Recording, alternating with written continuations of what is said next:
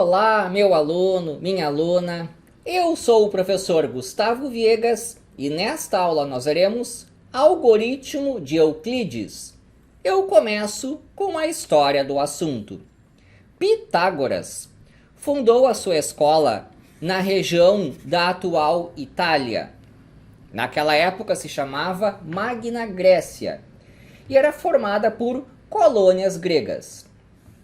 Pitágoras fundou primeiro uma escola em Crotona e depois outra em Metaponto. Isso lá pelos anos 500 a.C.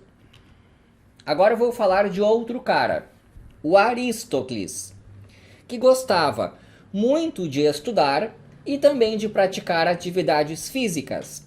Aristócles, inclusive, tinha um corpo bem atlético, aqueles caras com os ombros bem largos.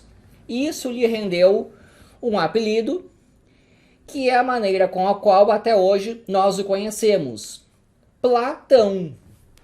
Platão essencialmente significa aquele que tem os ombros largos. Platão foi aluno do Sócrates e participou da Guerra do Peloponeso. A Guerra do Peloponeso ocorreu entre 431 a.C. e 404 a.C. E foi essencialmente uma guerra em toda a região da atual Grécia, em que se tinha de um lado Atenas e do outro Esparta. O Platão era do lado de Atenas. E ele efetivamente entrou em combate entre 409 a.C. e 404 a.C. Em 399 a.C., Sócrates foi condenado à morte, tomou um chá de cicuta e morreu. Com essa daí, o Platão resolveu sair um pouco de Atenas e viajou. Nessa viagem, ele esteve, por exemplo, no território da atual Líbia, na cidade de Cirene. Lá ele teve contato com um matemático, o Teodoro de Cirene. Teodoro é um cara conhecido por isso aqui, ó.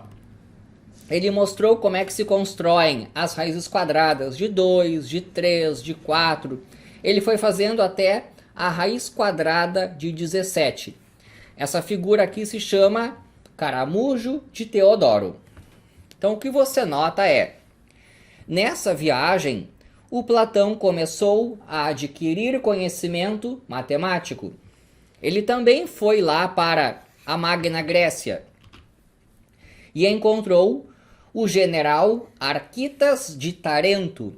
Tarento é aqui. Arquitas, além de ser general, era um matemático pitagórico. Inclusive, entre várias coisas que ele fez, uma delas foi dar nome a esse objeto aqui, a média harmônica. Quem chamou de média harmônica isso aqui foi o Arquitas. Rolou uma boa amizade entre Platão e Arquitas de Tarento. Então aqui Platão agora estava aprendendo a matemática dos pitagóricos. Em 387 a.C., o Platão já estava em Atenas e fundou a sua academia, uma escola onde se ensinava filosofia, matemática e se discutia política. Me interessa um aluno da academia de Platão, o Eudoxo. Eudoxo foi essencialmente o primeiro cara a trabalhar com os números irracionais. E de uma discussão entre Platão e Eudoxo surgiu o primeiro modelo cosmológico. Eudoxo foi a primeira pessoa a efetivamente fazer contas e a construir um modelo para o universo. Não é bem como esse da figura que eu apresento, mas aqui nós temos a ideia geral, em que a Terra está no centro, a Lua, o Sol e os outros planetas giram em torno da Terra em esferas. Vai passar um pouco mais de tempo. Agora vem o Alexandre o Grande, que domina toda a região e funda, por aqui assim, Alexandria. Lá nós tínhamos a Biblioteca de Alexandria. Então, o que acontece? Em Alexandria, o conhecimento dos pitagóricos e dos platônicos foi todo acumulado em um único lugar. Lá pelos anos 300 a.C.,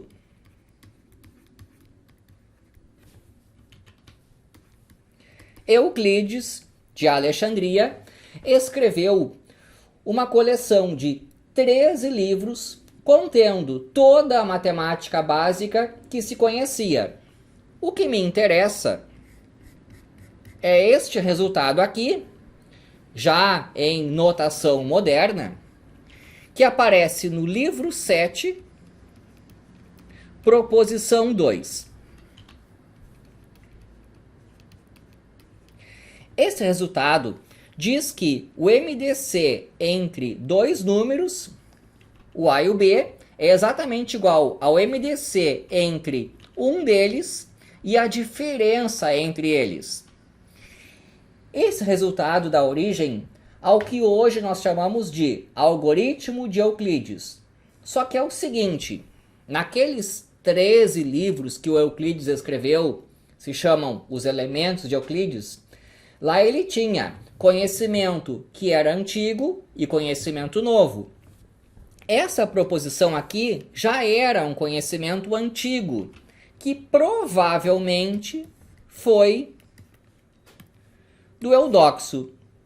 E se não foi do Eudoxo, foi de alguém mais antigo ainda. Ele pode ser um conhecimento dos pitagóricos, que o Eudoxo aprendeu com o Arquitas, ou talvez algo desenvolvido lá na Academia de Platão. Também pode ser uma coisa que aconteceu. Então é o seguinte, essa proposição aqui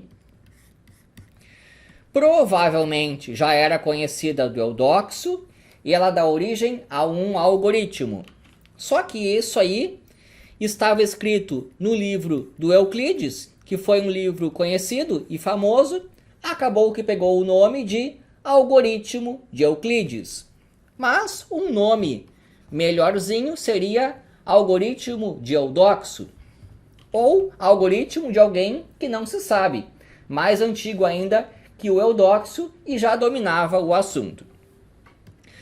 Bom, mantendo o nome que todo mundo conhece, algoritmo de Euclides, eu vou fazer um exemplo.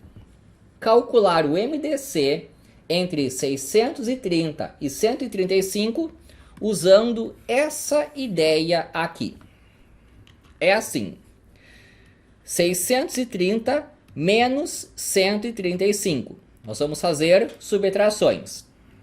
Dá 495. Isso significa que o MDC entre 630 e 135 também é o MDC entre 135 e 495.